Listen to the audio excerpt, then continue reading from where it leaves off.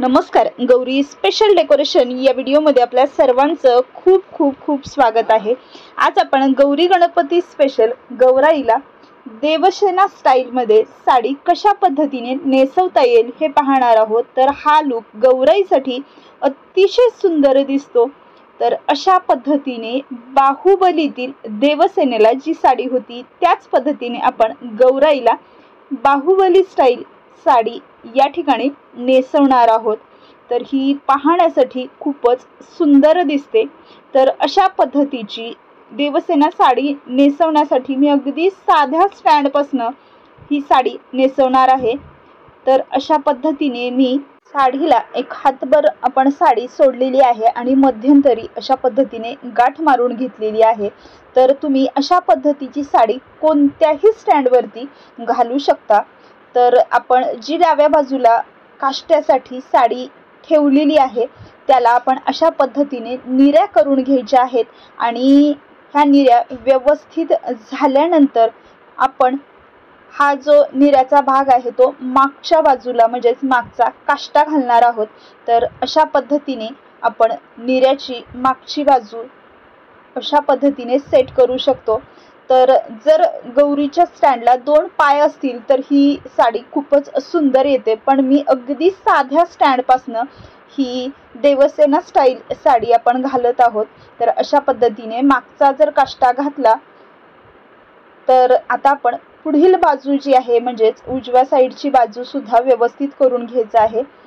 तर अशा पद्धतीने आपण जो नेसता पदर येतो किंवा साईड पिनचा पदर येतो तो सुद्धा आपण साईड पिन करून घेतलेला आहे आणि आता याला आपण व्यवस्थित करून घ्यायचं आहे, कारण जिथपर्यंत साडी आहे तिथपर्यंत आपण त्याला पिनअप करून घेतलेला आहे आणि आपण जी गाठ मारलेली आहे त्या गाठेतून आपल्याला हा पदर बाहेर काढून घ्यायचा आहे।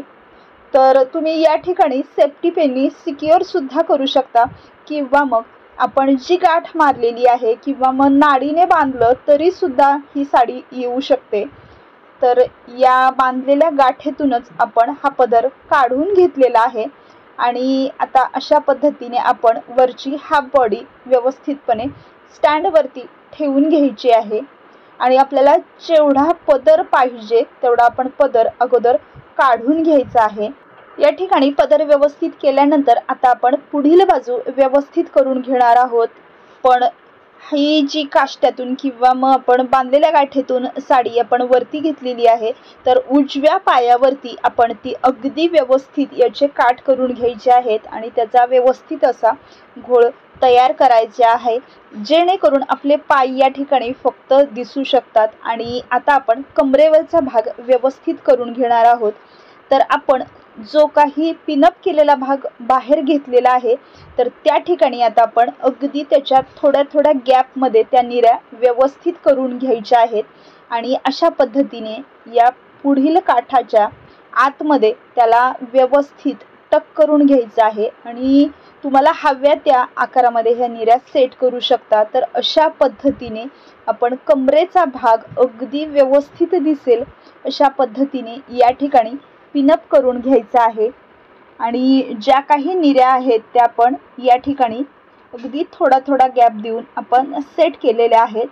तर शक्यतो फायबर प्लास्टिकची बॉडी असेल तर हा जो लुक आहे तो आणखीन सुंदर येतो, पण हा व्हिडिओ फक्त आपण प्रत्येक ठिकाणी फक्त सळईचे किंवा उभ्या पट्ट्यांचे स्टँड असतात तर त्या साध्या स्टँडवरती सुद्धा तुम्ही ही गौराई बसवू शकता। तर अशा पद्धतीने आपण पायावरती याचे काठ व्यवस्थित घ्यायचे आहेत आणि याला पाय जोडून घ्यायचे आहेत।